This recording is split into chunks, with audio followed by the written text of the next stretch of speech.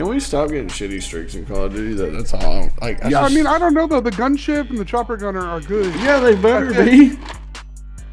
Yeah, I know. Oh yeah, first game on Russ. I promise it'll be better. Just cash out if I want it. The money got blood all on it. The money got blood all on it. Yeah, the money got blood all on it. Bad bitch with me on it. Nigga wanna beat me down. But the money got blood all on it. Yeah, the money got blood all on it.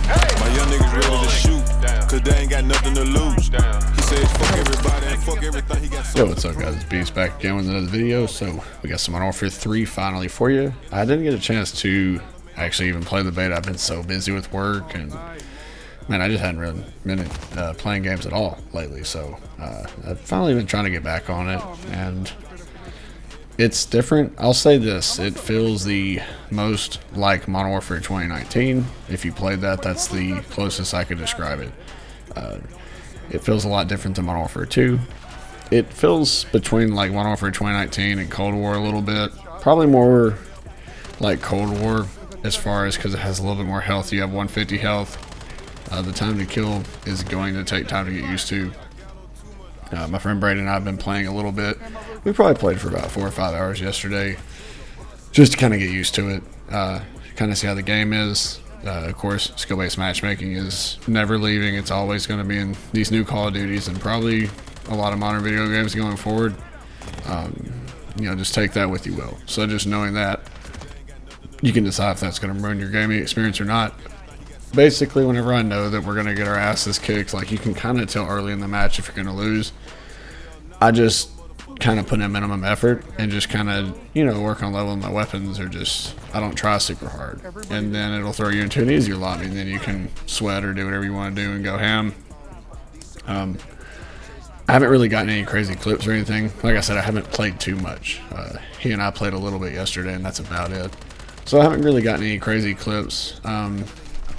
Whatever this battle rifle is, this is probably my favorite weapon so far. I like it a lot. You know, it hits pretty hard. It's not super good, but it's not, you know, bad either. It's kind of like the best overall, like, consistent weapon. So between the gameplays, I switch between controller and PC, mainly because I think it's easier for me to use a controller since I broke my hand last year. So it's been kind of hard for me to use mouse and keyboard.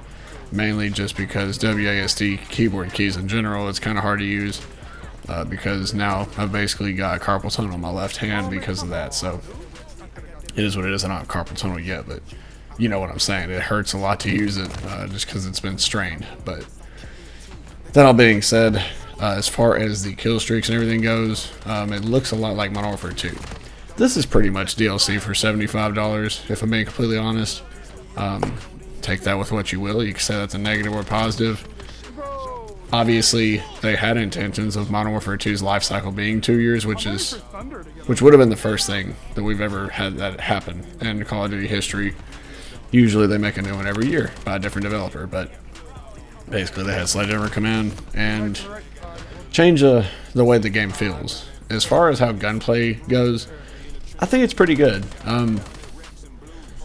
Do I think the health needs to be 150? I think the way this game plays, I don't necessarily think so. Maybe they could dial it down to 125. They're not going to change the health. I've never seen a Call of Duty where they change the health mid-cycle. They just don't do stuff like that. Do I think it would help? Probably a little, because I think it's too slow now. Now, I loved Black Ops 4 for what it was. I mean, obviously I didn't pick it over previous Black Ops games, but I thought Black Ops 4 was pretty fun and the health was 150. It took like a whole clip to kill someone, but it just worked with that game for some reason. I don't know how to describe it. It's going to take more time of an adjustment period because MW2 you died so quick. So with this game there is, you know, a learning curve. Getting your aim back on track too is harder. The spawns seem to be improved from what I saw from beta footage.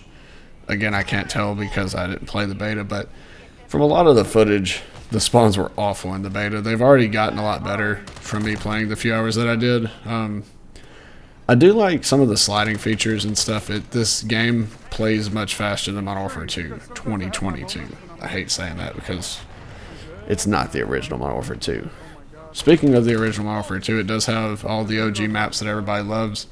I think a lot of people are just being over negative, saying, oh, well, I'm already bored because I've replayed these maps. I don't know what to say. Your attention span must be shit because look at Counter-Strike, man. I mean, so Counter-Strike Global Offensive has been out, obviously, for many years, but they've reused maps from previous Counter-Strike games as well because they work. It's one of those things that, you know, if it ain't broke, don't fix it. And I think that Counter-Strike kind of had that figured out now. I don't like a lot of the changes they've made recently. Again, it goes back to if it ain't broke, don't fix it. But they've been trying to cash out on their in-game marketplace, so I get it. It's kind of where modern video games are going. Microtransactions is pretty much the way of the future right now. They kind of went away from loot boxes, so now you've got in-game purchases. And yes, they're not super expensive, but a lot of the whales and the mega whales are what's keeping these companies afloat because, you know, you got people that can... It's easy to justify spending $15, $20 opposed to $70, $80. So they have a bunch of items that are just fun for people to get that really don't mean much. And, you know, anybody I said can just impulse buy this stuff. So that's kind of their business model going forward. I'm pretty sure that's going to be a thing in pretty much every modern shooter, but especially Call of Duty, at least going forward for the next probably at least 5 to 10 years, unless something else comes along. That's just kind of how it is with modern video games anyways. I don't like it, but I would probably prefer this, I think, opposed to loot boxes. Loot boxes were just busted. There was no way for you to earn consistently what you wanted in the game, and it was just a gamble, and there was plenty of other negatives, but I'm not going to get into it in this video. But I just wanted to kind of talk about what the game seems to be doing. There's a lot of likes that I do enjoy about the game, you know, likes, dislikes, and I don't really want to talk too much about the dislikes because I think they're all pretty much similar to everybody else. SBMM, that's one of them. Not really a sense of complaining about it. It's not going anywhere. There is one thing that I don't necessarily agree with, and it's how you unlock weapons and stuff, because OMG, it's Birdman made a video, as well as a couple others like Blame Truth, talking about, hey, you know, the way you unlock stuff in this game is pretty busted. It's meant to intentionally make it a grind fest for no reason, but, you know, their reason is to keep you playing the game. So there's people that are max level and they still haven't unlocked Semtex and shit like that. So it's kind of weird. You have to do challenges to unlock certain weapons. So again, I still don't know the depths of that, but we'll just have to kind of see. I just wanted to kind of hop on and make a quick commentary. I don't exactly know what the gameplay footage is going to be. It's definitely nothing impressive, but there's, you know, some good little kills here and there. It's just something more or less to have in the background while I'm talking, but I'm enjoying the game pretty good. I knew that when Modern Warfare 2 came out, the way it played, I was like, no, it's not good. But with Modern Warfare 3 2023, it's more fun. I can confidently say that. I would put it on par with Black Ops 4, maybe it feels more arcadey. It feels more Call of Duty, if that makes sense.